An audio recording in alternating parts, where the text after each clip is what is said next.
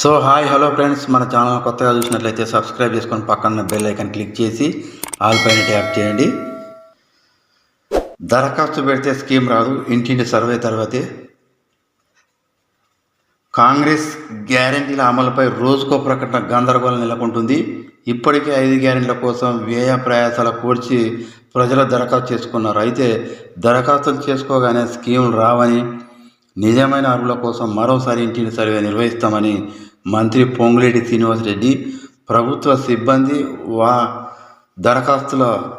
దరఖాస్తుదారుల ఇంటికి వెళ్ళి వివరాలు సేకరిస్తారని, ఆ తర్వాతే లబ్ధిదారుల ఎంపిక జరుగుతుందని కూడా చెప్పారు మంత్రి పొంగులేటి.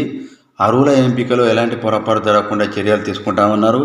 ఇక పథకాలకు సంబంధించి గైడ్లైన్స్ విడుదలైన తర్వాత ఒక్కొక్క స్కీమ్ కోసం మళ్ళీ దరఖాస్తు చేసుకోవాల్సిందని ప్రచారం జరుగుతుంది.